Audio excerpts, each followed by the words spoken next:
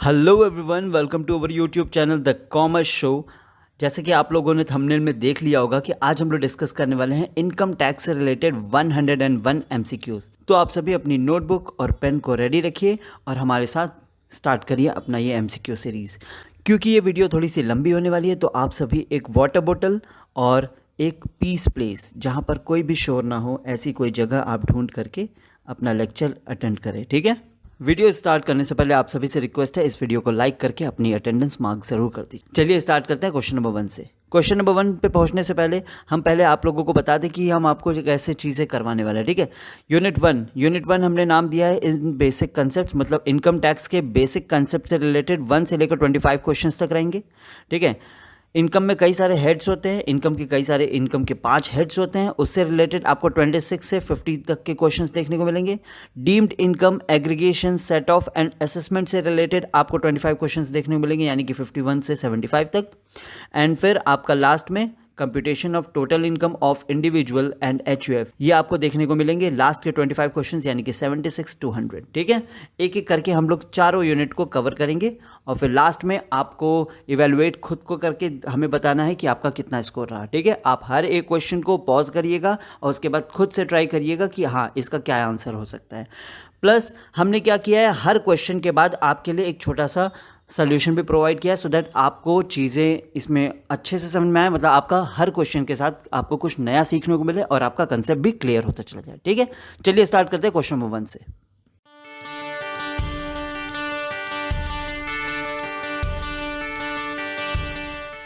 Question number 1, which of the following is not included in the definition of income under the income tax act, ठीक है। देखिए income के definition में क्या क्या चीज़ें इंक्लूड की गई हैं और क्या क्या चीज़ें इंक्लूड नहीं की गई हैं उसके बारे में बात की जा रही है, ठीक है।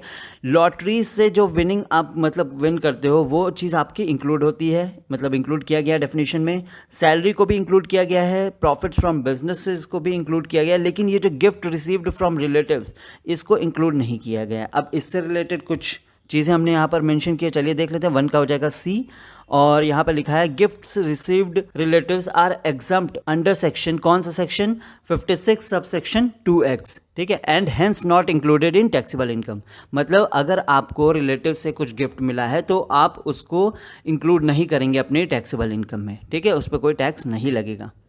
हाँ, कुछ थ्रेशोल्ड है 50,000 का, या फिर ऐसी कुछ थ्रेशोल्ड है कि अगर 50,000 या फिर 5,000 से ऊपर अगर होगा तो फिर आपको पे करना पड़ेगा, पर वो थ्रेशोल्ड के बारे में अभी आपको नहीं बात करनी है। आपको बस ये जानना है कि आपका जो गिफ्ट रिसीव्ड फ्रॉम रिलेटिव्स है उसको हम लोग टैक्सेबल, मतलब वो टैक्सेबल नहीं होता है, ठीक है। 1 का सी।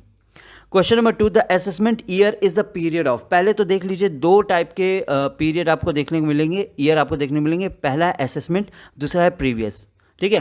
प्रीवियस ईयर में जो भी हम लोग अर्निंग करते हैं, ठीक है, प्रीवियस ईयर में हम लोग जो भी अर्निंग करते हैं उस पर हम लोगों को टैक्स पे करना पड़ता है, किसमें, असेसमेंट ईयर में, ठीक है। अभी मान लीजिए अगर आप 2018-19 में जो भी आप अर्निंग करते हैं उस पर आपको टैक्स पे करना पड़ेगा 2019-20 में, ठीक है, ये बात ध्यान रखिए। तो ये आपका हो जाएगा प्रीवियस ईयर और ये हो जाएगा आपका असेसमेंट ईयर, ठीक है। अब 2018-19 हमने क्यों बोला, क्योंकि हम लोग का जो फाइनेंशियल ईयर होता है, जो हम लोग मतलब टैक्स में लेके चलते हैं, वो क्या होता है आपका 1 अप्रैल से टू 31 मार्च, ठीक है, ऐसा सीन, ठीक है। तो 2 का आपका क्या हो जाएगा सही आंसर, देखिए ध्यान से देखिए कहाँ पर है, 1 April to 31 March following the previous year, ठीक है। तो सेकंड का हो जाएगा C.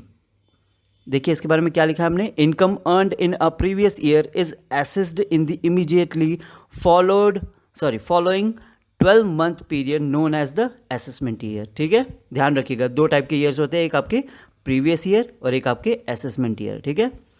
Question number 3, agriculture income is, agriculture income क्या होता है, एग्रीकल्चर इनकम आपका फुल्ली एग्जम्प्ट होता है, मतलब इस पर आपको टैक्स पे नहीं करना है, ठीक है, ध्यान रखिएगा। और इसका सेक्शन आपके लिए बहुत ज़्यादा ज़रूरी है, सेक्शन 10 सबसेक्शन 1, एग्रीकल्चर इनकम आपका फुल्ली एग्जम्प्ट होता है, इसके बारे में पढ़ लेते हैं। Under section 10 subsection 1 of the income tax act, agriculture income is fully exempt from tax, मतलब इस पर आपको टैक्स नहीं पे करना है। This means income earned from activities like cultivation of land, harvesting crops और renting agricultural land is not subject to income tax. इसके ऊपर अगर आप कोई भी इन सभी एक्टिविटीज़ जो अभी हमने मेंशन किए, cultivation of land, harvesting of crops, renting agricultural land, इन सब से रिलेटेड अगर कोई भी इनकम आप जनरेट करते हो तो इस पर आपको कोई टैक्स पे करने की ज़रूरत नहीं है। तो क्वेश्चन नंबर 3 का हो जाएगा B. Question number 4, casual income includes. Casual income क्या होता है? देखिए, कैजुअल इनकम में हम लोग जैसे जो इनकम आपकी मतलब आप एक्सपेक्ट नहीं करते हो वैसी इनकम जब जनरेट हो जाती है तो उसको हम लोग कैजुअल इनकम कहते हैं। ठीक है, और कैजुअल इनकम में क्या क्या चीज़ें इंक्लूड होती है हम देख लेते हैं। मतलब पहले तो आपको ये चीज़ ध्यान रखना होगा कि कैजुअल इनकम आपके सैलरी नहीं है, ठीक है, बिजनेस प्रॉफिट भी नहीं है, आपका हाउस रेंट भी नहीं है। कैजुअल इनकम में आपका इंक्लूड हो जाएगा विनिंग फ्रॉम लॉटरीज। ठीक है, आगे हम आपको बताएंगे कि इसमें क्या क्या इंक्लूड होता है, लेकिन उससे पहले ये देख लीजिए। Casual incomes include winning from lotteries, gambling या फिर हॉर्स रेसेस या फिर किसी टाइप का रेसेस, तो उसको आपको कैजुअल इनकम कहते हैं। और एक बात और ध्यान रखिएगा, अगर आप इस पे अगर कोई भी इनकम अर्न करते हैं कैजुअल इनकम में, ठीक है, तो उस पर आपको फ्लैट 30% का टैक्स पे करना पड़ेगा। मान लो अगर आप 100 रुपये अर्न करते हो, ठीक है, तो आपको इसका फ्लैट 30% यानी कि आपको 30 रुपये पे करना पड़ेगा एज इनकम टैक्स। ठीक है, तो आपका 70 ही आप अर्न कर रहे हो देखा जाए तो। ठीक है, तो क्वेश्चन नंबर 4 का C. Question number 5, which of the following qualifies as a person under income tax act. देखिए, पर्सन ये जो वर्ड है ना, ये अच्छे से डिफाइन किया गया है किसमें, इनकम टैक्स एक्ट में। तो देख लेते हैं क्या डिफाइन किया गया है। पर्सन में क्या क्या चीज़ें इंक्लूड हो जाएंगी? पर्सन में इंक्लूड जाएंगे आपके individual, Hindu undivided family, company, firm, association of person, body of individuals, local authority, every artificial juridical person not following with in any of the above categories. ठीक है, मतलब सभी चीज़ों को इंक्लूड कर दिया गया है, सभी को एज पर्सन हम लोग यहाँ पर देखते हैं। तो यहाँ पर कौन सा है जिसको हम लोग पर्सन देखते हैं? तो इंडिविजुअल होता है, HUF भी होता है, कंपनी भी होता है, यानी कि all of the above will be the right answer for the question number 5। ठीक है, तो 5 का हो जाएगा D. Question number 6, income of a previous year is taxable in the assessment year accept in case of. ठीक है, income जो कि हम लोग प्रीवियस ईयर में अर्न करते हैं उस पर हम लोग टैक्स पे करते हैं असेसमेंट ईयर में।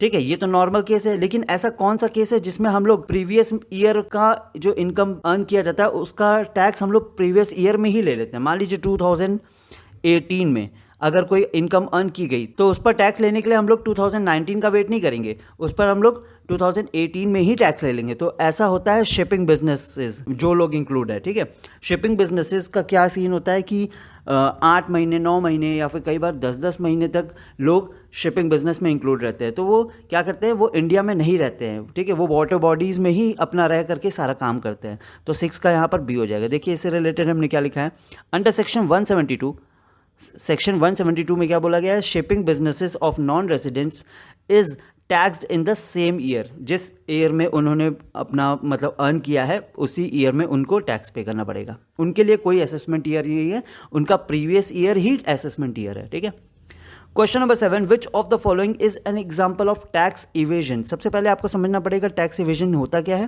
Tax evasion refers to the illegal activity of intentionally avoiding payment of tax by concealing income, falsifying activities or not disclosing certain transactions to the tax authorities। मतलब आप जानबूझ के टैक्स की चोरी कर रहे हो, मतलब आप चाह रहे हो कि आप अपनी इनकम डिस्क्लोज ना करो सो दैट आपको टैक्स की पेमेंट ना करनी पड़े। It is a criminal offence under the income tax act. ये आपका एक क्रिमिनल ऑफेंस है क्योंकि टैक्स पे करना बहुत ज़रूरी है, क्योंकि अगर गवर्नमेंट के पास टैक्स नहीं आएगा तो फिर गवर्नमेंट बाकी के काम कैसे करेगी, चाहे वो डेवलपमेंट से रिलेटेड हो चाहे फिर वेलफेयर से रिलेटेड हो। ठीक है, तो क्वेश्चन नंबर यहाँ पर क्या बोला था, टैक्स इवेजन का कौन सा एग्जांपल नहीं है। तो ये देखिए आपका नॉन डिस्क्लोजर ऑफ इनकम, क्योंकि इनकम तो डिस्क्लोजर करना होता है ना। ठीक है, तो ये आपका गलत हो जाएगा, मतलब ऑड वन आउट के जरिए आपका सही आंसर क्या हो जाएगा, क्वेश्चन नंबर 7। बाकी क्या है, इन्वेस्टमेंट इन टैक्स सेविंग बॉन्ड्स, ये तो आपका सही है, ये प्लानिंग में आ जाएगा। Tax planning, taking housing loan for deduction, ये भी tax planning. Availing section 80C का क्या सीन है वो हम लोग आगे देखेंगे। तो ये सभी चीज़ें आपके टैक्स प्लानिंग में आ जाएगी, और ये जो क्वेश्चन पॉइंट नंबर बी है ये आपका टैक्स इवेजन में आ जाएगा। ठीक है, question number 8, residential status is determined for. Residential status हम लोग किस ईयर के लिए डिटरमाइन करते हैं? नॉर्मल सी बात है, अगर हम लोगों को टैक्स पे करना है कब के इनकम के, हम लोग प्रीवियस ईयर के ही इनकम के लिए टैक्स पे करते हैं ना। तो जब हम लोगों को प्रीवियस ईयर में जो इनकम अर्न की गई है उस पर ही टैक्स पे करना है, तो हम लोग को रेजिडेंशियल स्टेटस भी उसी का देखना पड़ेगा ना। तो आपका सही आंसर हो जाएगा क्या, 8 का बी। ठीक है, residential status is always determined for the previous year. Question number 9, which of the following incomes is exempt under section 10। ठीक है, सेक्शन 10 में कौन कौन सी चीज़ें आती है, सेक्शन 10 में आपका आता है सी, यानी कि एग्रीकल्चरल इनकम। आपको हमेशा ध्यान रखना पड़ेगा सेक्शन 10 किसके लिए है, एग्रीकल्चर इनकम के लिए। ठीक है, agriculture income is exempt under section 10 subsection 1। ठीक है, question number 10, income which accrues और arises outside India and is received outside India is taxable in case of. देखिए मान लीजिए ये इंडिया है, ये इंडिया है। ठीक है, अब कोई इनकम है वो बाहर ही अक्रू हो रही है और बाहर ही रिसीव हो जा रही है, मतलब ऐसी इनकम जो कि बाहर ही अराइज हो रही है, बाहर ही अक्रू हो रही है और बाहर ही रिसीव हो रही है, वो टैक्सेबल किस केस में होगी किसी भी इंडियन के लिए, तो वो टैक्सेबल किस केस में होगी, वो या तो रेसिडेंट होना चाहिए या तो ऑर्डिनरीली रेसिडेंट होना चाहिए। ठीक है, अब इसका क्या सीन है वो देख लेते हैं। 10 का वैसे ए है, क्वेश्चन नंबर 10 का देख लेते हैं। Even if the income is earned outside India. ठीक है, अगर कोई इंडियन पर्सन, कोई इंडियन सिटीजन इंडिया के बाहर जा करके कुछ अर्न करता है या फिर मतलब उसके लिए अक्रू हो रही है और उसको रिसीव भी इंडिया के बाहर ही हो रहा है, तो भी अगर वो रेसिडेंट है या फिर ऑर्डिनरी रेसिडेंट है तो भी उसको मतलब तो उसको क्या करना पड़ेगा, उसको पे करना पड़ेगा इंडिया में टैक्स। ठीक है, मतलब उसकी जो इनकम अर्न की गई है बाहर में वो इंडिया में टैक्सेबल हो जाएगी। ठीक है, तो क्वेश्चन नंबर 10 का A.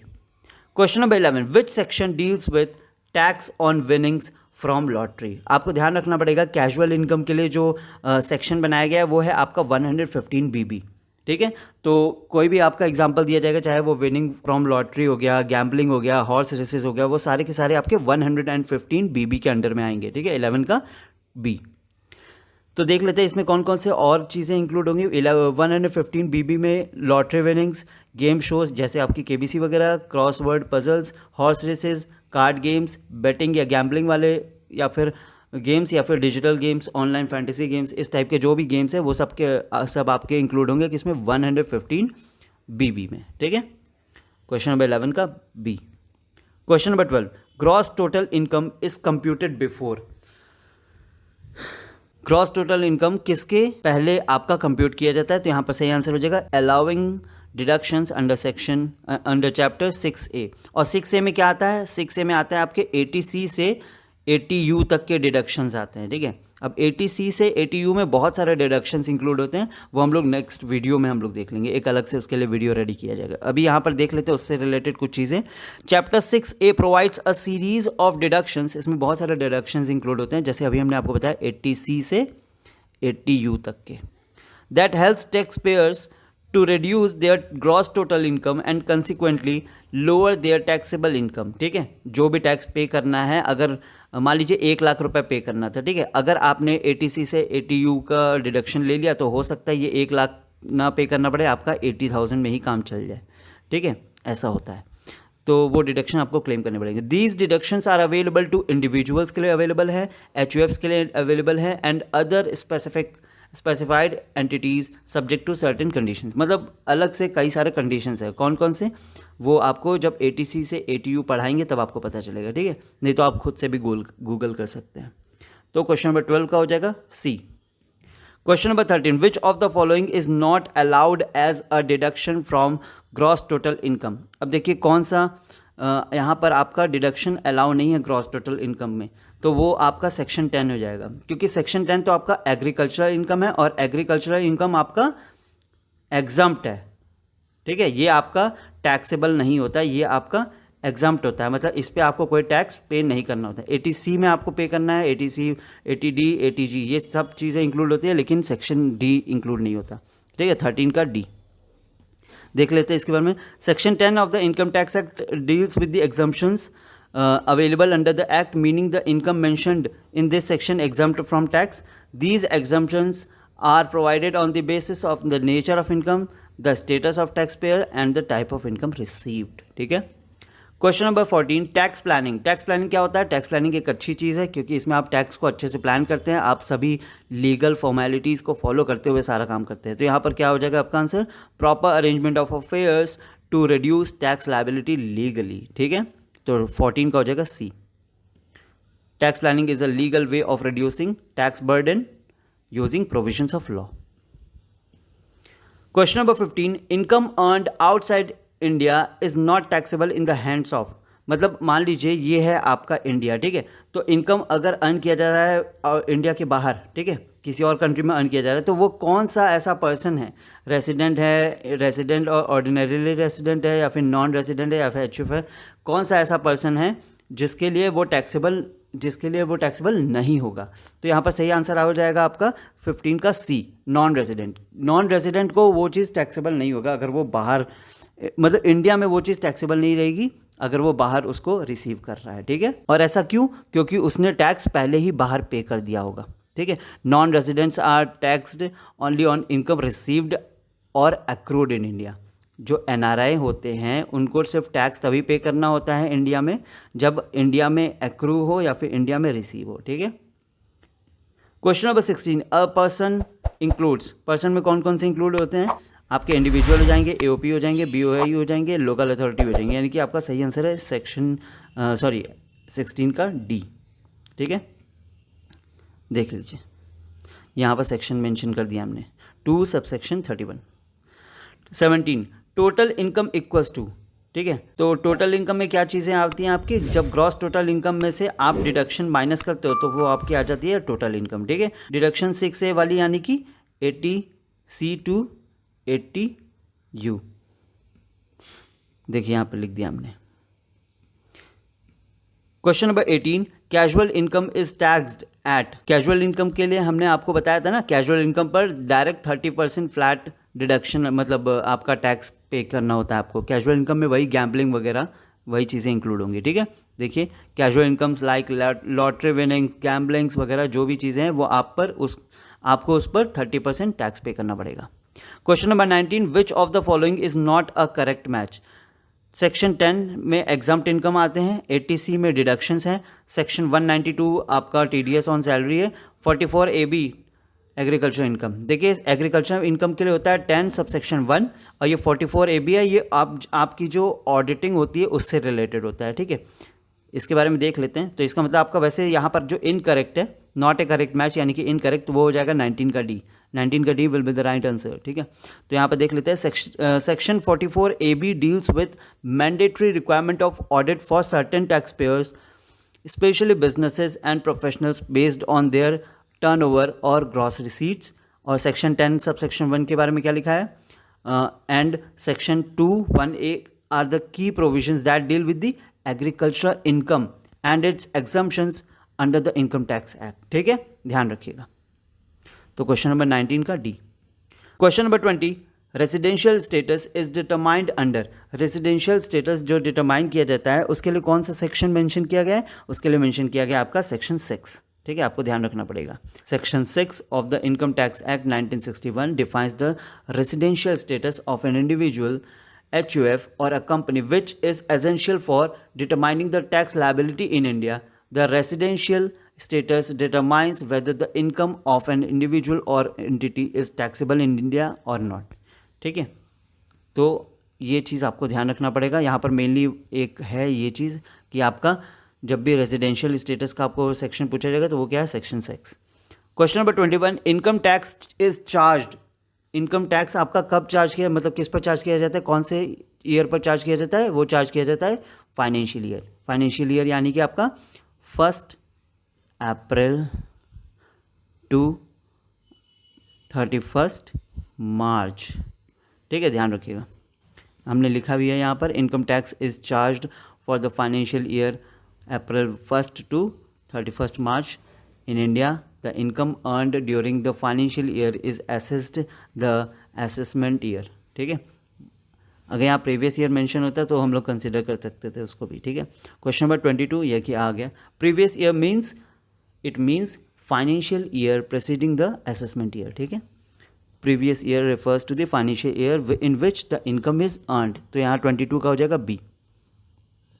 Question number 23, income exempt under section 10 is, मतलब ऐसे इनकम जो कि सेक्शन 10 में एग्जम्प्ट हैं वो क्या करते हैं? वो कंसिडर किए जाते हैं रेट पर्पसेस के लिए बस, ठीक है, उसको मतलब वो उस पर अलग से कोई टैक्स वगैरह नहीं पे किया जाता है, आप उस पर टैक्स नहीं पे करोगे उस वाले इनकम पर, लेकिन उसको बस कंसिडर किया जाता है रेट्स के लिए। ठीक है, agriculture income is exempted but added for rate purposes in certain cases only. ठीक है, क्वेश्चन नंबर 24, एक मिनट, क्वेश्चन नंबर 23 का बी था।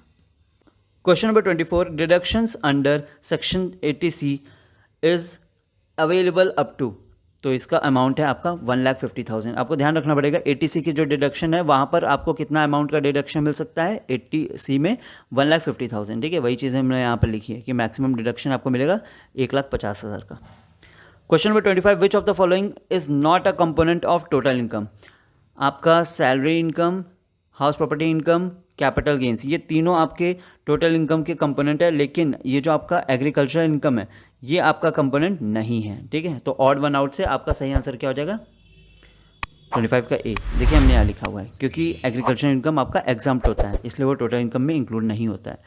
Question number 26, which of the following is not chargeable under the head of income from salaries. इन सभी में से कौन सा चार्ज नहीं किया जाता है, तो pension received by retired employee ये इंक्लूड होता है, ग्रेचुइटी भी आपका इंक्लूड होती है सैलरी में, डीएनएस अलाउंस भी होती है, लेकिन जो आपका कमीशन रिसीव होता है किसी भी पार्टनर इन ए फर्म, उसका आपका सैलरी से लेना देना। ठीक है, तो 23 का आपका हो जाएगा सी, और इसके बारे में देख लेते हैं हमने क्या मेंशन किया है। Commission received by a partner is taxable under profit and gains of business और प्रोफेशन, नॉट सैलरी। ठीक है, तो अगर कोई पार्टनर कमीशन रिसीव करेगा तो वो कहाँ पर आपका टैक्सेबल रहेगा, वो आपके बिजनेस और प्रोफेशन में टैक्सेबल रहेगा, सैलरी में नहीं।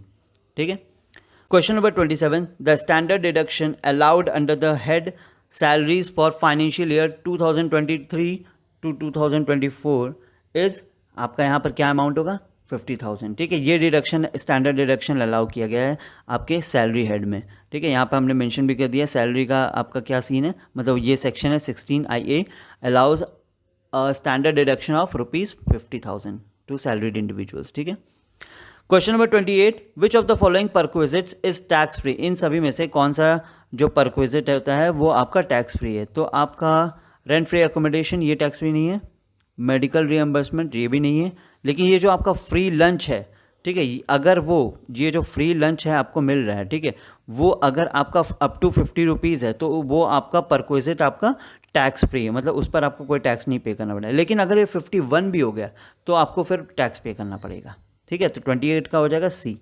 देखिए हमने यहाँ लिखा हुआ है free meals up to 50 per meal provided by the employer are exempt as per rule 3। ठीक है, rule 3 of income tax act. अब देख लेते हैं यहाँ पर एक क्वेश्चन, ये न्यूमेरिकल देख लेते हैं। Mister Arjun earns a basic salary of 40,000 per month. ठीक है, ध्यान से देखते रहिएगा। डीए कितना है, 40% of the salary. He also gets HRA of 15,000 per month. He pays 12,000 per month as rent in Lucknow. What amount of HRA is exempt. मतलब आपको ये बताना है कि HRA आपका कितना एग्जम्प्ट मिलेगा, मतलब कितना एग्जम्पशन होगा। तो बेसिक सैलरी आपकी यहाँ पर दी हुई है 40,000 पर मंथ। डी आपका दिया हुआ है 16,000 पर मंथ। टोटल सैलरी आपकी दी हुई है 56,000 पर मंथ, यानी कि आपकी एनुअल सैलरी हो जाएगी 6,72,000। ठीक है, तो एक्चुअल HRA जो आपको रिसीव हो रहा है, देखिए यहाँ पर दे रहा है ना कि 15,000 पर मंथ आपको मिल रहा है HRA, तो एक्चुअल जो HRA आप रिसीव कर रहे हो तो इंटू कर दोगे तो 1,80,000 हो जाएंगे। रेंट पे आप कितना कर रहे हो, देखिए क्वेश्चन में दिया होता है ना, रेंट पे आप पे कर रहे हो 12,000, तो 12,000 को जब आप इंटू कर देंगे 12 से तो आपका एक साल का निकल जाएगा 1,44,000। Excess of rent paid over 10% of salary. ठीक है, आप कितना रेंट पे कर रहे हो 10% सैलरी के, पहले देखिए 6,72,000 था, अब इसका 10% जब आप निकालेंगे तो 67,200 हो जाएगा। ठीक है, अब ये आपका कितना ज़्यादा है आपके जितना आप रेंट पे कर रहे हो, तो 1,44,000 इतना आप रेंट पे कर रहे हो। ठीक है, तो ये कितना ज़्यादा है आपके इससे, तो आप जब भी माइनस करोगे तो आ जाएगा आपका 76,800 एंड 40% ऑफ सैलरी, क्योंकि लखनऊ में एक नॉन मेट्रो सिटी है, अभी ये नॉन मेट्रो सिटी में काउंट किया जाता है, तो ये आपका क्या हो जाएगा 2,68,800। अब ये 2,68,800 कहाँ से आया, ये आपको कुछ नहीं करना है, आपको 40% ऑफ सैलरी। अगर कोई नॉन मेट्रो सिटी है तो वहाँ पर 40% लगा देंगे, और मेट्रो सिटी है तो वहाँ पर 50% लगा देंगे। ठीक है, तो नॉन मेट्रो है इसलिए हम लोग सैलरी का 40% निकाल करके यहाँ लिख दिए। अब हम लोग ये सब क्यों कैलकुलेट कर रहे थे, क्योंकि यहाँ पर हम लोगों को इन तीनों में से जो चीज़ सबसे ज़्यादा कम होती है वही आपका एग्जाम्प्ट होती है। जैसे एक्चुअल HRA रिसीव कितना हम लोग को मिला था, 1,80,000।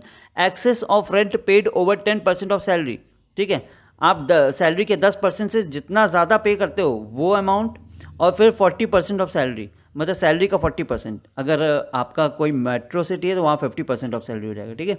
तो अब आपको इन तीनों में कंपेयर करना है कि इन तीनों में सबसे कम जो रहेगा वह उसी का उतना ही एग्जाम्पशन आपको मिलेगा। तो 1,80,000, 76,800 और आपका 2,68,800, इन सभी में से आपका जो सबसे कम अमाउंट है वो है 76,800, और यही आपका आंसर हो जाएगा HRA का एग्जाम्पशन, ठीक है। तो आपके क्वेश्चन नंबर 29 में आपका एक ऑप्शन है 1,44,000, 1,08,000, 1,20,000, और सही आंसर हो जाएगा आपका नन ऑफ द अबव, क्योंकि यहाँ पर जो अमाउंट आपका आया है, ये अमाउंट आया ना आपका 76,800, तो ये आपका यहाँ पर अवेलेबल ही नहीं है, इसलिए 29 का हो जाएगा D. Question number 30, arrears of salary received are taxable, ठीक है। सैलरी के जो एरियर्स होते हैं वो आपके टैक्सेबल होते हैं कब, ये आपके टैक्सेबल होते हैं जिस ईयर में वो आपको रिसीव हुए हैं, ठीक है, ध्यान रखिएगा। जिस ईयर में आपको रिसीव हो रहा है उसी ईयर में वो आपका टैक्सेबल भी हो जाएगा, ठीक है। 30 का आपका बी, यहाँ हमने लिखा हुआ है arrears are taxable on receipt basis, और ये सेक्शन कौन सा है, 89 का 1, ठीक है। Question number 31, annual value of self occupied house property. देखिए, अगर आप कोई हाउस प्रॉपर्टी को सेल्फ ऑक्यूपाई करते हैं, मतलब आप उसमें रह रहे हैं, ठीक है, आप उसमें रह रहे हैं, तो फिर वो आपकी उसकी एनुअल वैल्यू कैलकुलेट नहीं की जाएगी, यानी कि उसकी एनुअल वैल्यू हो जाएगी 0। अभी बोला गया है, मतलब ऐसा रूल लाया गया कि एटलीस्ट आप 2 घर में रह सकते हैं, 2 घर में आपका कोई भी मतलब उस पर टैक्सेबल नहीं रहेगा, 2 घर में कोई, लेकिन 2 से ज़्यादा अगर आपके पास घर है तो तीसरा जो आपका घर है उस पर आपको टैक्स पे करना पड़ेगा, ठीक है। दिखाना पड़ेगा कि आप उसको रेंट पे दियो, भले आप उसको रेंट पे नहीं दियो, फिर भी आप उसको दिखाना पड़ेगा कि आप उसको रेंट पे दियो, ठीक है। ऐसा देख लेते हैं हम इसके बारे में। मतलब हमने क्या मेंशन किया, as per section 23 subsection 22 annual value of a self occupied house is taken as nil, ध्यान रखिएगा। Question number 32, deduction for interest on home loan, यानी कि self occupied house is allowed up to, कितना deduction allow है अगर आप home loan लिए हो अपने किसी सेल्फ ऑक्यूपाइड हाउस के लिए, ठीक है। तो यहाँ पर सही आंसर हो जाएगा आपका 2 लाख, ठीक है। ध्यान रखिएगा, हमने देखिए यहाँ मेंशन भी कर दिया है कि section 24B allows a deduction of ₹2 lakh for self occupied property. ध्यान रखिएगा, ये आपके सेल्फ ऑक्यूपाइड प्रॉपर्टी के लिए है 2 लाख का डिडक्शन।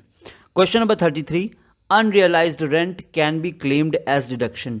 जो अनरियलाइज्ड रेंट होता है वो आपका क्लेम किया जा सकता है एज डिडक्शन कब, जब आपका एफर्ट्स आपको दिखेगा, ठीक है। मतलब ऐसा नहीं है कि आप बोलोगे और वो मतलब डिडक्शन में काउंट हो जाएगा, नहीं, आपके एफर्ट्स काउंट करेंगे, ठीक है। आपका ये होना चाहिए कि आपने एफर्ट्स लगाए हैं अपने रेंट को रिकवर करने के लिए, तभी वो चीज़ मतलब डिडक्शन में काउंट होगी, ठीक है। 33 का बी हो जाएगा। यहाँ पर हमने मेंशन किया, to claim unrealised rent the assessee must provide reasonable efforts to recover rent, ठीक है। क्वेश्चन नंबर 34 न्यूमेरिकल है आपका, a property has a municipal value of 1 lakh, ठीक है। फेयर रेंट कितना है, 1,20,000। स्टैंडर्ड रेंट कितना है, 1,10,000, ठीक है। अब यहाँ पर हम लोग को क्या फाइंड आउट करना है, एक्सपेक्टेड रेंट। एक्सपेक्टेड रेंट कैसे फाइंड आउट करेंगे हम लोग, चलिए देख लेते हैं। एक्सपेक्टेड रेंट के लिए हम लोग सबसे पहले देखना पड़ेगा जो म्युनिसिपल वैल्यू है और जो आपका फेयर रेंट है, उन दोनों में से ज़्यादा बड़ा कौन है, ज़्यादा बड़ा अमाउंट कौन है। तो म्युनिसिपल वैल्यू 1 लाख रुपए दी हुई थी और आपका फेयर रेंट वैल्यू आपका दिया हुआ 1,20,000, इन दोनों में बड़ा कौन सा है, 1,20,000, ठीक है। और फिर उसके बाद तो ये आपका हो जाएगा आपका, फिर उसके बाद क्या करोगे आप, 1 लाख मतलब आपका जो lower of 1,20,000 and standard rent, मतलब इन दोनों में से अब कौन सा ज़्यादा कम है, ठीक है। तो अब आपका जो एक्सपेक्टेड रेंट निकलेगा वो क्या हो जाएगा, वो हो जाएगा आपका 1,10,000। क्यों, क्योंकि ये जो स्टैंडर्ड रेंट है वो आपका कंपैरिजन में वो आप क्या है, वो आपका छोटा है, ठीक है। 1,20,000 के कंपैरिजन में 1,10,000 आपका छोटा है, इसलिए आपका सही आंसर हो जाएगा एक्सपेक्टेड रेंट में 1,10,000, यानी कि 34 का बी। ध्यान रखिएगा, इसमें कई बार देखिए आपको सबसे पहले कंपेयर करना है म्युनिसिपल वैल्यू और फेयर रेंट वैल्यू को, फिर जो आपका आएगा फिर उसको आपको कंपेयर करना है किससे, स्टैंडर्ड रेंट से, ठीक है। और जो आपका पहले आपको देखना है कि कौन सा ऊपर जा रहा है, मतलब कौन सा हाई है, और फिर दूसरे वाले में देखना है आपको कौन सा लो है, ठीक है। क्वेश्चन नंबर 34 का B. Question number 35, profits and gains of businesses और professions are taxable on accrual basis और cash basis as per method followed. ध्यान रखिएगा, section 145 allows business income to be taxed on either basis consistently followed. Question number 36, which of the following is disallowed expense under business income. ऐसा कौन सा आपका मतलब disallowed expense है आपके business income में? तो यहाँ पर आपका सही आंसर हो जाएगा donation to public property, sorry public party. इसका एक सेक्शन होता है प्रॉपर, कौन सा? 80G, ठीक है। Donations are not deductible under business income but may be allowed under section 80G। तो आपको ध्यान रखना पड़ेगा, ये आपका डिसअलाउड एक्सपेंस है, ठीक है, बिजनेस इनकम में। 36 का B. Question number 37, income from speculation businesses is. अब स्पेकुलेशन बिजनेस का क्या सीन है? स्पेकुलेशन बिजनेस को हम लोग कहाँ पर टैक्स करते हैं? आपके टैक्सेबल है वो यहाँ पर आपके बिजनेस इनकम में, और सेपरेटली आपको इसको डिस्क्लोज करना पड़ेगा, ठीक है, ध्यान रखिएगा। क्वेश्चन नंबर 37 का C. Speculative income is a part of business income but taxed separately under section 43 subsection 5। 38, question number 38, short term capital gain. एक होता है आपका STCG और एक होता है LTCG। मान लीजिए अगर आपका STCG का कोई लॉस हो रहा है, ठीक है, तो उसको आप लॉन्ग टर्म के कैपिटल गेन से भी सही कर सकते हो, डिडक्ट कर सकते हो, आपके शॉर्ट टर्म कैपिटल गेन से भी कर सकते हो, ठीक। लेकिन लॉन्ग टर्म कैपिटल लॉस हो रहा है, अगर LTCL हो रहा है, तो उसको आप सिर्फ फॉलो आउट कर सकते हो किससे? लॉन्ग टर्म कैपिटल गेन से ही, ठीक है, ध्यान रखिएगा ये बात को। 38 में क्या पूछा जा रहा है? Short term capital gain on sale of equity shares is taxable at. कब टैक्स, मतलब किस रेट पर टैक्सेबल होता है? तो ये आपका सही आंसर हो जाएगा 15%। शॉर्ट टर्म कैपिटल गेन आपका जो कि सेल ऑफ इक्विटी शेयर्स पर आप अर्न करते हो, ठीक है, वो उस पर आपको कितना टैक्सेबल, मतलब कितना अमाउंट टैक्स पे करना पड़ेगा? वो होता है आपका 15%। 38 का B. Section 111A provides a flat 15% rate on STCG from equity shares with STT। STT क्या है आपका? सिक्योरिटीज ट्रांजैक्शन टैक्स, ठीक है, ध्यान रखिएगा। It is levied on the purchase of sale securities that are listed on the recognised stock exchange in India, ठीक है। Question number 39 में एक न्यूमेरिकल है, बहुत ईजी सा है। Mister Ravi sold equity shares after 18 months of for 2 lakhs। Cost of acquisition था आपका 1,20,000। STT पे कर दिया गया है।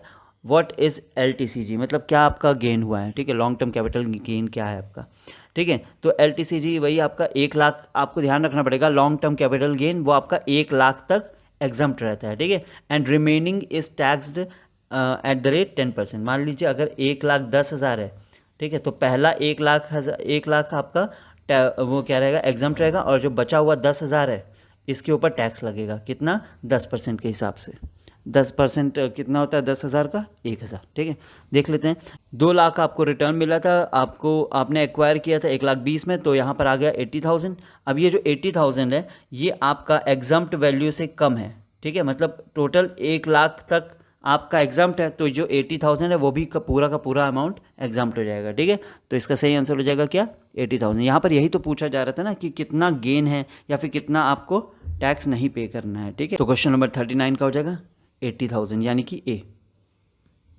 Question number 40, advance money forfeited from a failed property deal is taxable under, ठीक है। देखिए जितने भी एडवांस मनी होते हैं आपके, ये सब किसके अंडर में आपके पेमेंट होते हैं? इसका पेमेंट आपका होता है हमेशा अदर सोर्सेज में, ठीक है। ये अदर सोर्सेज भी आपका एक हेड है, इनकम हेड का, मतलब income forfeited advances are taxable under income from other sources. कौन सा section? 56। Question number 41, interest on fixed deposit is taxable under. Interest on fixed deposit पे आपको जो भी इंटरेस्ट मिलता है वो आपका टैक्सेबल होता है किसके अंडर में? वो आपका टैक्सेबल होता है आपका अदर सोर्सेज में, ठीक है। 41 का बी मेंशन कर दिया हमने। क्वेश्चन नंबर 42, न्यूमेरिकल है आपका, interest of 10,000 on fixed deposit, TDS आपका 10% है, डिडक्ट किया गया है। व्हाट अमाउंट इज टैक्सेबल, ठीक है, देख लेते हैं। 10,000 ही आपका पूरा का पूरा आपका ये टैक्सेबल हो जाएगा, क्योंकि TDS is only tax deducted not a reduction in income. मतलब वो टैक्स को डिडक्ट करता है, आपके इनकम को डिडक्ट नहीं करता है। तो यहाँ पर आपका जो अमाउंट होगा टैक्सेबल का, तो वो आपका पूरा का पूरा 10,000 ही हो जाएगा, ठीक है। 42 का A. Question number 43, which of the following is not taxed under capital gains. इन सभी में से कौन सा आपका टैक्स नहीं किया जाता है, मतलब कौन सा अमाउंट टैक्सेबल नहीं होता है आपके कैपिटल गेन्स के कंडीशन में, आपके कैपिटल गेन्स के सिचुएशन में। तो यहाँ पर सही आंसर हो जाएगा सेल ऑफ एग्रीकल्चरल लैंड, ठीक है, रूरल एरिया का। तो ये आपका इंक्लूड नहीं होगा, ठीक है। 43 का सी देख लेते हैं। Rural agricultural land is not a capital asset, hence not taxed under capital gains, क्योंकि ये आपका कैपिटल एसेट नहीं है, ठीक है। Question number 44, tax on long term capital gain under section 112A is charged at. इस रेट पे LTCG पे आपका टैक्स लगता है 10% एक्सीडिंग 1 लाख रुपीज़। अभी हमने ऊपर ही देखा, ठीक है। 1 लाख तक आपका एग्जाम्प्ट रहेगा, और 1 लाख रुपए से 1 रुपये भी अगर ज़्यादा होता है तो उस पर 10% आपका लग जाएगा, ठीक है।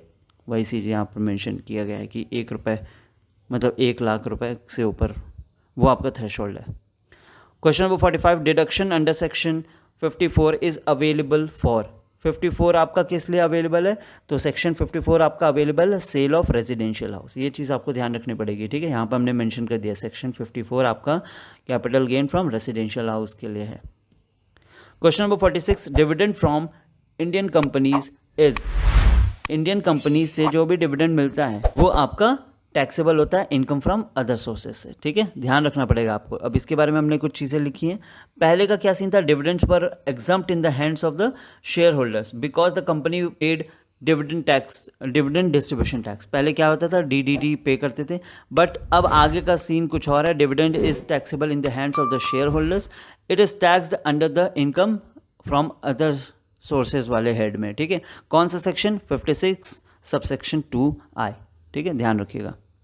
Question number 47, family pension is taxable under. Family pension का किस में आपका टैक्सेबल होता है, फैमिली पेंशन आपका टैक्सेबल होता है वही आपके अदर सोर्सेज में, ठीक है, ध्यान रखिएगा। Question number 48, income from subletting is taxed under. Income from subletting मतलब आपने लेट किया हुआ था और आपने उसको सबलेट कर दिया है, ठीक है। तो ये आपका किस में इंक्लूड हो जाएगा, ये आपका इंक्लूड हो जाएगा अदर सोर्सेज में, ठीक है। 48 का C.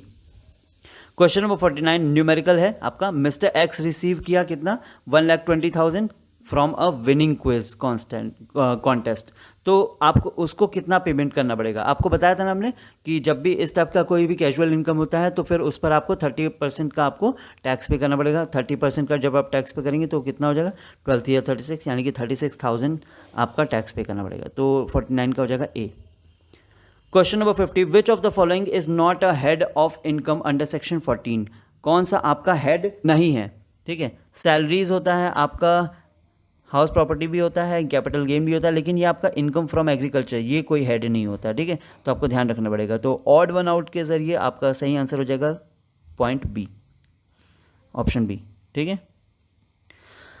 Question number 51, deemed income means. Deemed income मतलब वो होता है जो इनकम होती नहीं लेकिन आप मान लेते हो, मतलब यहाँ पर सही क्या आंसर हो जाएगा, income not real but treated as income under the act. 51 का बी हो जाएगा। देखिए हमने इसके बारे में लिखा है कौन कौन सा चीज़ें इसमें इंक्लूड होती है। जैसे माइनर का जो इनकम होता है वो जब पेरेंट के इनकम में इंक्लूड कर दिया जाता है। डीम्ड डिविडेंड जो होता है उसको गिफ्ट जो मिलता है नॉन रिलेटिव से, या फिर अनएक्सप्लेन्ड इन्वेस्टमेंट मतलब ऐसा कोई इन्वेस्टमेंट है जिसको आप एक्सप्लेन नहीं कर पाते हो, या फिर कुछ एक्सपेंसेस या फिर मनी, या फिर नोशनल रेंट जो होता है on self occupied second house, वो सब चीज़ें इसमें इंक्लूड हो जाती हैं। डेफिनेशन देख लेते हैं। It refers to income not actually received by the tax payer but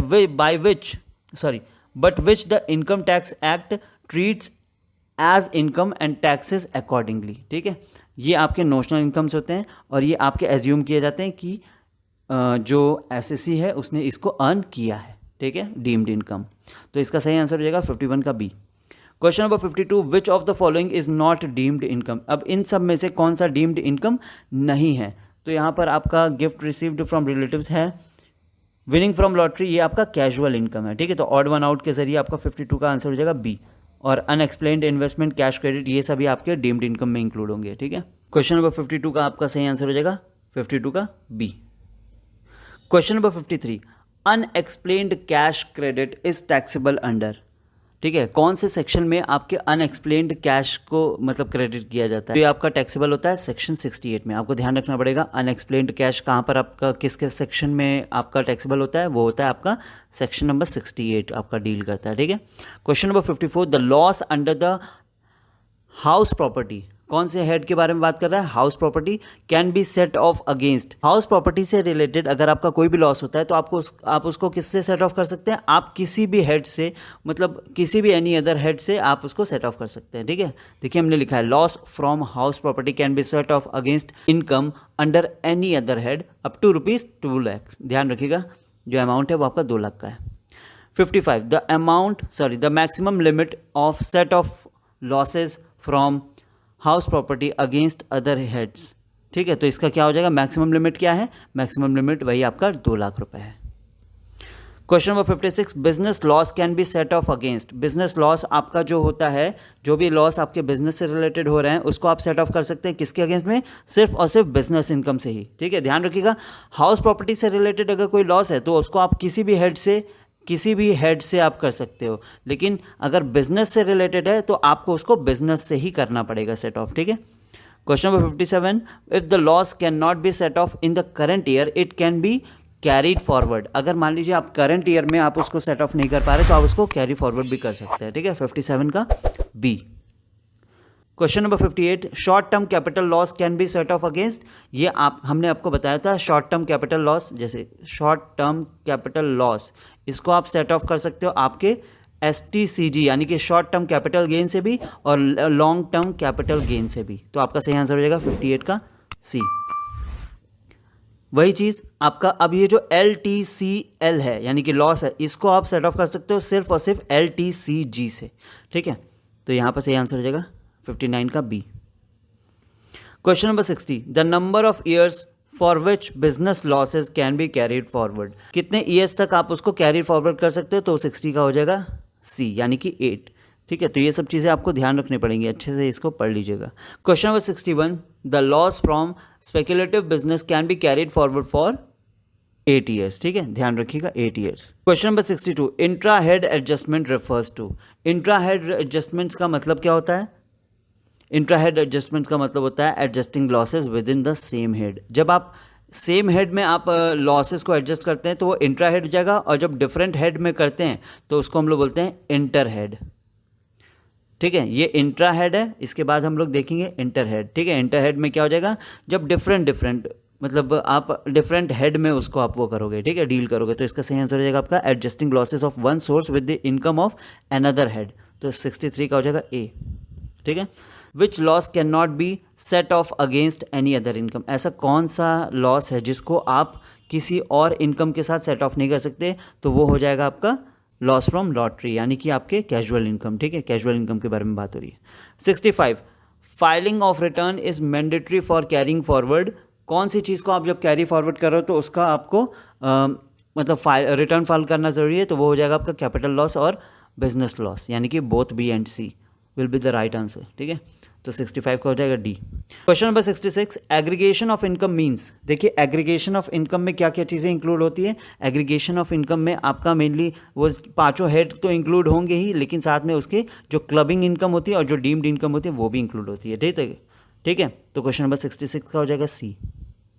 question number 67, clubbing of income is related to. Clubbing of income का मतलब क्या होता है? जब मान लीजिए कोई माइनर है, ठीक है, माइनर अभी 18 ईयर्स का नहीं हुआ है, तो उसकी जो भी इनकम होगी वो उसके हाई अर्निंग जो पेरेंट है, मान लीजिए जो मदर है वो ज़्यादा अर्न कर रही है, तो उसके में इस माइनर का इनकम क्लब कर दिया जाएगा। ये होता है क्लबिंग ऑफ इनकम। ठीक है, including another persons income in assessee's total income. ठीक है, ध्यान रखिएगा।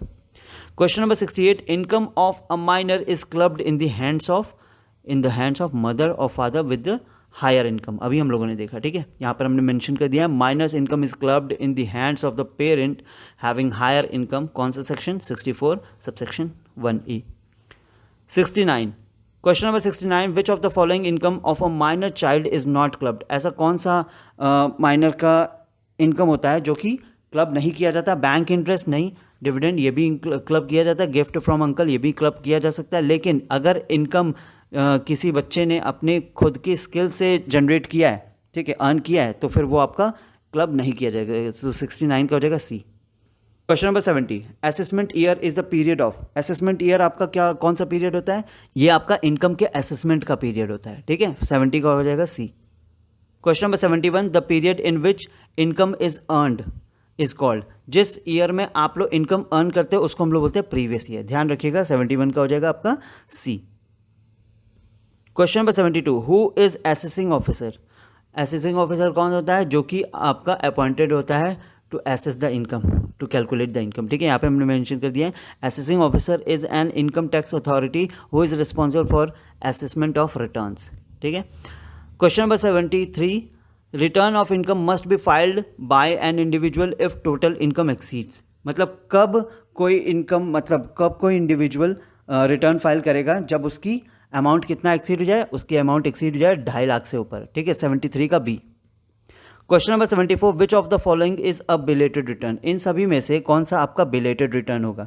ठीक है, तो आपका इसका सही आंसर हो जाएगा फाइल्ड आफ्टर ड्यू डेट। अगर आप ड्यू डेट के बाद फाइल कर रहे हो तो वो आपका बिलेटेड रिटर्न में काउंट होगा, ठीक है, ध्यान रखिएगा। Question number 75, assessment made by AO यानी कि assessing officer when no return is filed, मान लीजिए किसी इंडिविजुअल ने फाइल रिटर्न नहीं की है, ठीक है, आपके टैक्स फाइल नहीं की है, तो अब जब एओ उसको फाइल करेगा तो उसको हम लोग बोलते हैं best judgement assessment.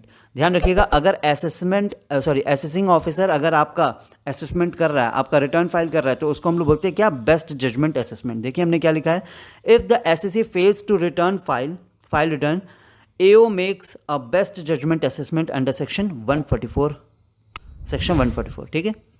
Question number 76, total income is calculated after deducting, total income हम लोग कब कैलकुलेट करते हैं? After deducting deductions under chapter 6A, ठीक है। 6A यानी कि आपका 80C टू 80U, ये रिपीट हो गया क्या? शायद में भी हो सकता है, ध्यान रखिएगा, यहाँ पर हमने मेंशन कर दिया है। Question number 77, which of the following is not included in gross total income, अब इन सब में से कौन सा आपका ग्रॉस टोटल इनकम में इंक्लूड नहीं होता? सैलरी होता है, हाउस प्रॉपर्टी होता है, बिजनेस इनकम भी होता है, लेकिन एग्रीकल्चर इनकम आपका इंक्लूड नहीं होता है। ध्यान रखिएगा, आपका एग्रीकल्चर इनकम आपको इंक्लूड नहीं करना है, ठीक है। Question number 78, HUF is assessed to tax as person under the act, ध्यान रखिएगा, क्योंकि ये भी हम लोग पर्सन में ही तो इंक्लूड करते हैं HUF को। स्टार्टिंग में हम लोगों ने डेफिनेशन पढ़ी थी ना पर्सन की, वही है। Question number 79, which of the following incomes is taxable in the hands of HUF, इन सभी में से कौन सा इनकम ऐसा है जो कि टैक्सेबल है आपके HUF के हैंड में? तो जो भी रिसीव किया गया है, ठीक है, जो भी रिसीव किया गया है किसी स्ट्रेंजर से 50,000 मतलब एज गिफ्ट, वो आपका टैक्सेबल हो जाएगा, ठीक है, HUF के लिए। बाकी सैलरी ऑफ को पर्सनल ये नहीं आपका टैक्सेबल होता। इनकम फ्रॉम इंडिविजुअल इन्वेस्टमेंट, ये कहाँ से टैक्सेबल होगा?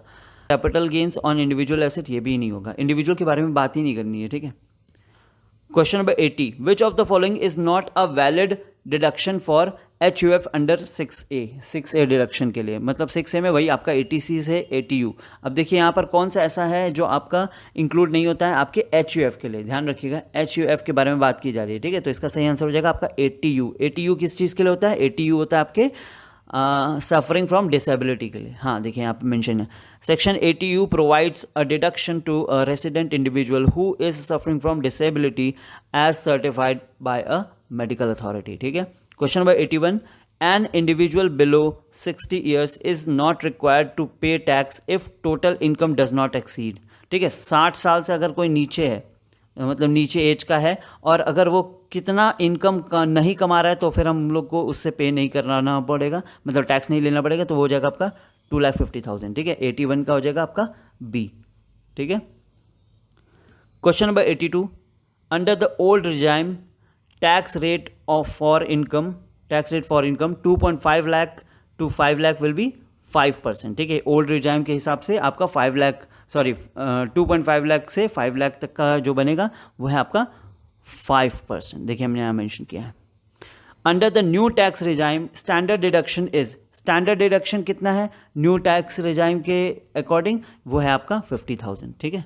देखिए हमने यहाँ मेंशन कर दिया है, ये असेसमेंट ईयर 2024-25 से। An HUF received interest from bank deposits it will be taxable under, ठीक है। HUF ने जो भी रिसीव किया है इंटरेस्ट बैंक डिपॉजिट से, वो आपका किस हेड में जाएगा, वो आपका जाएगा इनकम फ्रॉम अदर सोर्सेज से, ठीक है, ध्यान रखिएगा। Question number 85, income of HUF divided among members. जो HUF का इनकम होता है वो डिवाइड किया जाता है मेंबर्स में? जी नहीं, वो डिवाइड नहीं किया जाता है, ठीक है, डिवाइड नहीं किया जाता है, उस पर टैक्स लगता है, ठीक है, ध्यान रखिएगा। 85 का डी। क्वेश्चन नंबर 86 एक न्यूमेरिकल है, देख लेते हैं क्या है न्यूमेरिकल। आपका मिस्टर ए की कुछ इनकम है, जैसे सैलरी है आपका 4,80,000, इनकम फ्रॉम हाउस प्रॉपर्टी कितना है 1,50,000, बिजनेस इनकम कितना है आपका 2,70,000, लॉन्ग टर्म कैपिटल गेन है कितना 80,000, ठीक है 80,000। और इसमें हम लोग को निकालना है ग्रॉस टोटल इनकम, कुछ नहीं है, बहुत ईजी सा है। सैलरी 4,80,000, हाउस प्रॉपर्टी आपका -1,50,000, बिजनेस आपका हो जाएगा 2,70,000, LTCG यानी कि लॉन्ग टर्म कैपिटल गेन हो जाएगा आपका 80,000, ठीक है। तो कुछ नहीं करना है, बस आपको डायरेक्ट उसको ऐड करते जाना है। 4,80,000 में आप ऐड कर दोगे 1,50,000, क्योंकि वो माइनस में तो यहाँ माइनस हो जाएगा, उसमें आप बिजनेस का इनकम अर्न कर दोगे, मतलब ऐड कर दोगे, और 80,000 यानी कि आपका कैपिटल गेन भी आप ऐड कर दोगे। तो जो आपका आएगा माइनस मतलब जो फाइनल वैल्यू आएगा वही आपका आंसर हो जाएगा 6,80,000, यानी कि आपका सही आंसर हो जाएगा 6,80,086 का बी, ठीक है, क्योंकि वो सारे हेड्स ही तो थे, तो इन सारे हेड्स को जब आप ऐड कर दोगे तो आपका ग्रॉस टोटल इनकम हो जाएगा, ठीक है। न्यूमेरिकल क्वेश्चन एक और आ गया आपका, an individual has total income of 4,90,000, ठीक है, what is the tax liability under old regime. Old regime के अकॉर्डिंग आपका जो टैक्स लायबिलिटी है वो कितना होना चाहिए, चलिए देख लेते हैं, बहुत ईजी सा है, ठीक है। क्योंकि यहाँ पर देखिए 0 से लेकर 2.5 लाख तक 2,50,000 तक नील रहता है, 2.5 लाख से लेकर 5 लाख तक आपका कितना, ये आपका पड़ता है 5%, ठीक है। कितना अमाउंट था 4,90,000, ठीक है। तो 4,90,000, तो देखिए 2.5 लाख से 2.5 लाख 4,90,000, ठीक है, 2.5 लाख से 4,90,000 कितना अमाउंट हो जाएगा, वो हो जाएगा आपका 2.4 लाख, ठीक है। अब ये 2.4 लाख का आप जब 5% निकालेंगे तो आपका आ जाएगा 12,000, ठीक है। अब ये 12,000 का क्या सीन है, देखिए अब ये 12,000 पे लगेगा सेस भी, ठीक है। तो सेस जब लगेगा, सेस हमेशा याद रखिए सेस 4% लगता है, तो सेस जब आप लगाएंगे तो वो हो जाएगा 12,480, ठीक है। अब सेस लगाने के बाद भी आपका ये 12,500 रुपये से कम हो रहा है, ठीक है। आपको एक चीज़ ध्यान रखना पड़ेगा कि एक रिबेट प्रोवाइड की जाती है, कब, अंडर सेक्शन 87A, ये हम थोड़ा सा रब कर दे रहे तो आपको अच्छे से समझा देंगे हम, ठीक है। तो सेक्शन 87A के अकॉर्डिंग, ठीक है, आपको एक रिबेट दी जाएगी अगर आपका 5 लाख के आसपास अमाउंट पड़ रहा है, 5 लाख से नीचे, ठीक है, तो उसमें आपको रिबेट दी जाएगी कितना 12,500। अगर इतना आपका अमाउंट इतना आपका अमाउंट बन रहा है, इसके आसपास का अमाउंट बन रहा है, तो वो आपको टैक्स पे करने की जरूरत नहीं है। और आपका अमाउंट कितना बन रहा था 12,480, 20 रुपये में ही कम है, तो ये आपका यहाँ पर जो आपको टैक्स पे करना पड़ेगा वो आपका हो जाएगा 0, ठीक है। तो यहाँ पर क्या हो जाएगा आपका 87 का A. Question number 88, rebate under section 87A if is available if total income does not exceed 5 lakh. 5 lakh हो जाएगा आपका ओल्ड रिजाइम के अकॉर्डिंग, ठीक है, और 7 लाख हो जाएगा आपका न्यू रिजाइम के अकॉर्डिंग, ठीक है। देख लेते हैं हम लोग, under old regime rebate under section 87A applies कब, जब 5 लाख के ऊपर ना हो, ठीक है। तो वहाँ पर 12,500 हो जाएगा, और 7 लाख वाले में केस में क्या हो जाएगा, ये आपका 25,000 हो जाएगा, ठीक है। ध्यान रखिएगा, ओल्ड रिजाइम और न्यू रिजाइम का दोनों का अपना अपना सीन थोड़ा अलग है, ठीक है। तो 88 का हो जाएगा आपका डी, यानी कि both B and C. Question number 89, deduction under section 80C is allowed up to, ठीक है। 86 से 80C में जो आपका डिडक्शन अलाउ होता है वो कितना अलाउ होता है 1,50,000, ठीक है, हमने यहाँ मेंशन किया है, ठीक है, 80C में। क्वेश्चन नंबर 80C में ये रहा। Question number 90, which of the following can be claimed under section 80C, ठीक है, इन सभी में से कौन सा क्लेम किया जा सकता है आपका 80C में, वो है आपका LIC प्रीमियम, ठीक है। LIC प्रीमियम को ही आप क्या कर सकते हो, आप क्लेम कर सकते हो, ध्यान रखिएगा। देखिए हमने यहाँ मेंशन किया LIC premium is allowed under 80C, other falls under 80D and 80GG, ठीक है, वो अलग चीज़ है। Question number 91, medical insurance premium deduction under section 80D for a family below years is, क्या मेडिकल इंश्योरेंस प्रीमियम में कितना deduction allow है 25,000 का, ये आपको ध्यान रखना पड़ेगा। मेडिकल इंश्योरेंस में कितना डिडक्शन अलाउ है आपके 80D सेक्शन के अकॉर्डिंग 25,000, ठीक है। देखिए हमें यहाँ मेंशन किया है 80D सेक्शन में आपका कितना अलाउ है, इंडिविजुअल और फैमिली को मिला करके आपका 25,000। और ये ध्यान रखना पड़ेगा कि वो आपके 60 साल से नीचे के होने चाहिए। 60 साल के ऊपर के लिए फिर अलग क्राइटेरिया है। HUF can claim under, HUF के इसमें किस में क्लेम किया जा सकता है, तो HUF आपका क्लेम किया जा सकता है 80C में भी क्लेम कर सकते हैं, 80G में भी और 80D में भी, ठीक है। ये मतलब all of the above will be the right answer, ठीक है। 92 का हो जाएगा डी। देखिए हमने यहाँ लिखा हुआ है HUF can be claimed, can claim deduction under 80C, 80G। 80G आपका वही डोनेशन है, 80D आपका मेडिकल प्रीमियम है, और 80C में वही लाइफ इंश्योरेंस प्रीमियम वगैरह इंक्लूड होता है, ठीक है। Question number 93, computation of total income includes. Computation of total income में क्या क्या चीज़ें इंक्लूड होती हैं, आपको ध्यान रखना पड़ेगा कि सबसे पहले आप क्या करोगे, सारे के सारे हेड्स के जो इनकम होते हैं उनको आप ऐड कर दोगे, और फिर उसमें से जो भी डिडक्शंस होते हैं 80C से लेकर 80U के तक के आपको उसको माइनस कर देना है। तो 93 का हो जाएगा आपका सी। टोटल इनकम, टोटल इनकम वही आपका इनकम अंडर 5 हेड्स, और उसमें से आप क्या कर दोगे, डिडक्शंस माइनस कर दोगे, ठीक है। 6A के डिडक्शंस को माइनस कर दोगे, यानी कि आपका 80C से 80U। अब तक तो आपको याद हो जाना चाहिए कि 80C से 80U का डिडक्शन जो होता है वो चैप्टर 6A में होता है। क्वेश्चन नंबर 94 देख लेते हैं इसमें क्या क्या चीज़ें हैं। बिजनेस इनकम आपका दिया है 4,50,000, LTCG दिया हुआ है 1 लाख, डोनेशन आपका कितना है PM केयर्स में 40,000, ठीक है। ये एलिजिबल है आपके 100% डिडक्शन के लिए, ये बात ध्यान रखिएगा। तो इसको कैसे सॉल्व करना है, आपको टोटल इनकम कैलकुलेट करना है। चलिए देख लेते हैं। ग्रॉस टोटल इनकम कैलकुलेट करने के लिए आपको कुछ नहीं करना है, बस आपको जो बिजनेस इनकम था आपके लॉन्ग टर्म कैपिटल गेन से जो भी आपको मिला, और आपका ये जो अपने जो डिडक्शन मतलब सॉरी ये जो आपने डोनेशन किया है ना, इसका आपको डिडक्शन मिल जाएगा, ठीक है। तो क्या करना है, 4,50,000 प्लस 1 लाख, ये आपका टोटल इनकम हो जाएगा, और इसमें इसके बाद हम लोग डिडक्शन क्लेम करते हैं ना, तो 5,50,000 में से आप डिडक्शन माइनस कर दोगे, तो ये आपका आ जाएगा टोटल इनकम, ठीक है। तो आपका देख लेते हैं ऑप्शन कौन सा है, 5,10,000 यानी कि 94 का बी, ठीक है। Question number 95, HUF return is filed in which ITR form. HUF का जो रिटर्न फाइल किया जाता है तो वो किस ITR फॉर्म में रिटर्न फाइल किया जाता है, वो आपका फाइल किया जाता है ITR 2 या फिर ITR 3 depending on source. Source का क्या सीन है, यहाँ पर देखिए लिखा हुआ है HUF files return using ITR 2 कब, अगर उनका कोई बिजनेस इनकम नहीं है, और ITR 3 कब करना है, जब उनके पास बिजनेस इनकम या फिर प्रोफेशन इनकम है, ठीक है, ध्यान रखिएगा। तो 95 का हो जाएगा D. Question number 96, clubbing provisions are not applicable in case of. Clubbing provisions आपके कब एप्लीकेबल नहीं होंगे, तो जब आपका जो माइनर चाइल्ड है वो अपनी स्किल्स को यूज़ करके पैसे अर्न कर रहा है, वहाँ पर जो क्लबिंग प्रोविजंस होते हैं वो एप्लीकेबल नहीं होते हैं, आपको ध्यान रखना पड़ेगा। 96 का सी देखिए हमने क्या लिखा है, if the minor child earns from skill talent it is not clubbed with parents income, ठीक है। क्वेश्चन नंबर 96 का सी।